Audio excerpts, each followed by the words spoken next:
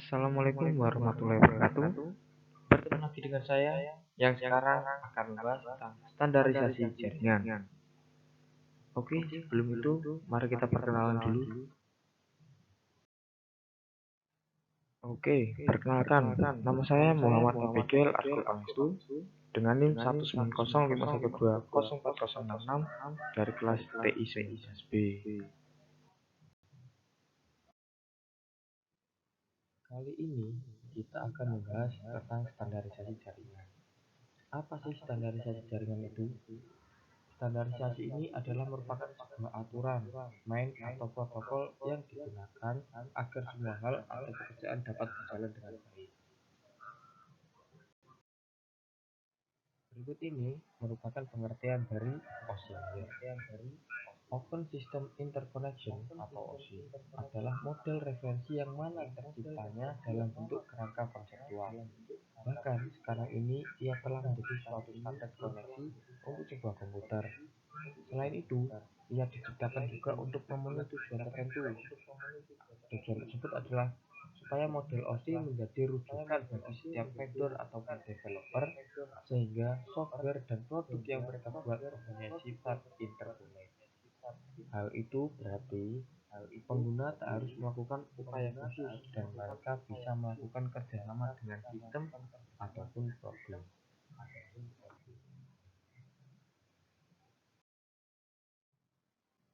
Lalu masuk ke pengertian TCP/IP. Apa sih TCP/IP? TCP/IP sendiri ini memiliki kepanjangan, yakni Transmission Control Protocol atau Internet Protocol. Pengertian TCP/IP tak bisa lepas dari fakta bahwa ada dua jenis protokol yang digunakan pada jaringan ini. Yang pertama yaitu protokol TCP dan kedua protokol IP. Dan pengertiannya sendiri adalah suatu standar komunikasi yang dapat digunakan untuk bertukar data antar komputer oleh suatu komunitas yang tergabung melalui jaringan internet. Di sini bisa kita lihat ya teman-teman, ada OSI model dan juga TCP/IP model. Yang pertama ada data. Data di OSI model ada application, presentation, dan session. Tapi di TCP/IP model hanya ada application. Yang kedua ada segmen, itu ada transport. Di TCP/IP juga memakai transport. Untuk paket layarnya network. Di TCP/IP ini internet. Lalu untuk frames dan bits, OSI model ini memakai layar tentang data link dan juga physical. Tetapi di TCP/IP model ini hanya berupa network access. Ini merupakan contoh lainnya yang bisa saya berikan. Sama seperti yang tadi, di OSI model ada application layer, presentation layer, session layer. Tapi di TCP/IP protokol ini ada application layer aja. Lalu di TCP/IP protokol suite ini ada telnet, FTP, SMTP, terus DNS, RIP, sama SNMP. Terus perihal transport layer, di TCP/IP ini juga ada transport layer tapi host to host. Lalu tentang data link dan physical layer, di TCP/IP ini network interface layer yang mencakup Ethernet, token ring, frame relay, dan ADN.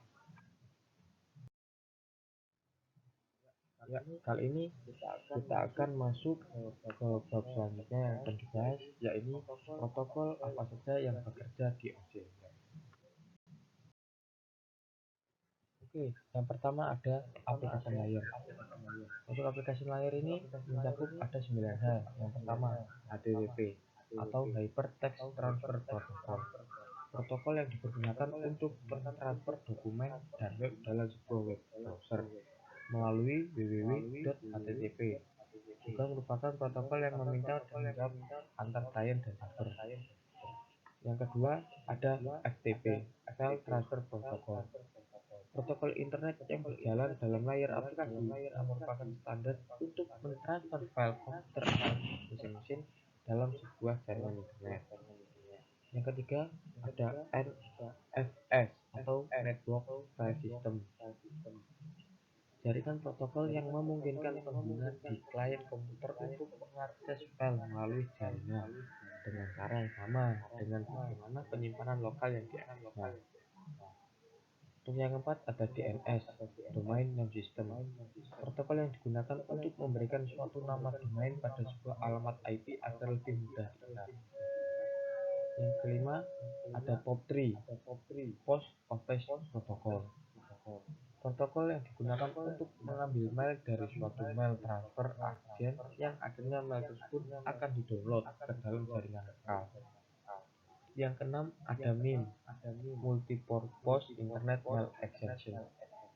Protokol yang digunakan untuk mengirim file binary dalam bentuk teks. Yang ketujuh ada SMB, Server Message Block. Protokol yang digunakan untuk mentransfer server file ke DOS dan Windows. Yang kedelapan ada NNTP, Network News Transfer Protocol. Protokol yang digunakan untuk menerima dan mengirim newsgroup. Yang kesembilan ada DHCP atau Dynamic Configuration Protocol. Layanan yang memberikan nomor IP kepada komputer yang memintanya secara otomatis.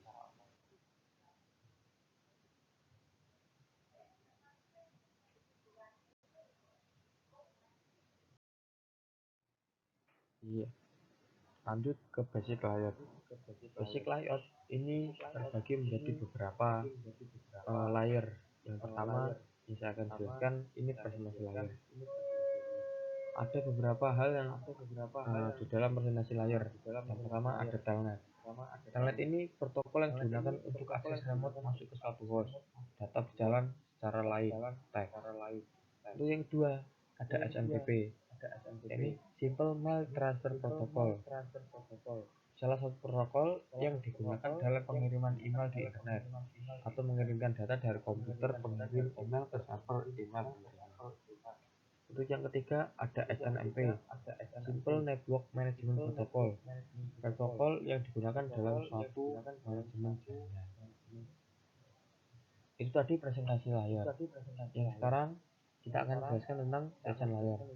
Yang pertama ada NetBIOS. Berfungsi sebagai penyiaran pesan, maksudnya memungkinkan user mengirim pesan tunggal secara serempak ke komputer lain yang terkoneksi.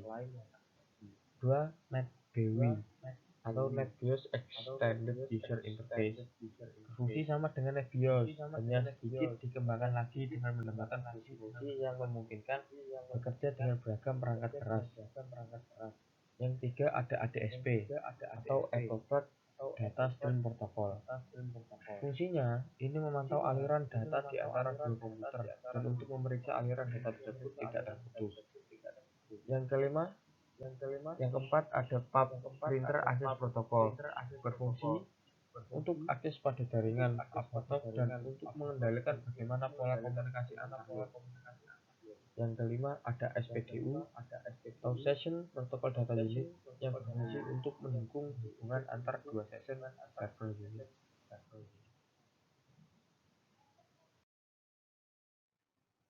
Masuk ke transport layer. Di dalam transport layer ini ada dua yang perlu dibahas. Yang pertama TCP atau Transmission Control Protocol. Protokol ini merupakan protokol yang menyediakan layanan penuh pada lapisan transport untuk aplikasi. Dan yang kedua ada UDP, User Datagram Protocol. Protokol connectionless dan proses-proses yang hanya menambahkan alamat port, checksum error control, dan panjang informasi data pada layar di atas.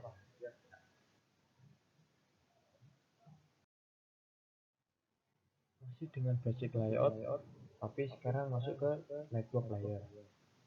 Network layer ini ada 5 bahasan. Pertama ada IP atau Internet Working Protocol. Mekanisme transmisi yang digunakan untuk mentransportasikan data dalam paket yang disebut datagram. Yang kedua ada ARP, Address Resolution Protocol. Protokol yang digunakan untuk mengetahui alamat IP berdasarkan alamat fisik dari sebuah komputer. Jadi masih berhubungan sama Internet Working Protocol. Yang ketiga ada RAR, Reverse Address Resolution Protocol, protokol yang digunakan untuk mengetahui alamat fisik melalui IP komputer. Yang keempat ada ICMP atau Internet Control Message Protocol. Ini merupakan mekanisme yang digunakan oleh sejumlah host untuk mengirim notifikasi datagram yang mengalami masalah pada web. Yang kelima ada IGMP, Internet Group Message Protocol, protokol yang digunakan untuk memberi fasilitas message yang simultan pada grup penerima.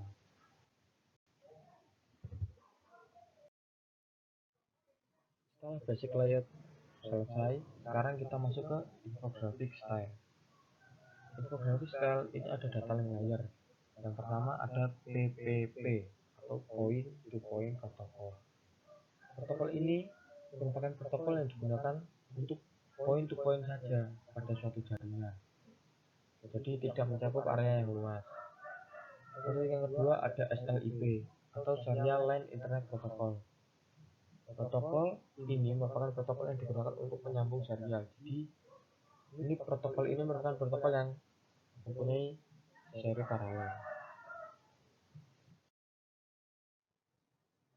Tidak terasa sudah di akhir pembahasan tentang standarisasi jaringan. Terima kasih sudah mengklik video ini dan terima kasih juga telah melihat video ini secara bersamaan. Saya ucapkan terima kasih.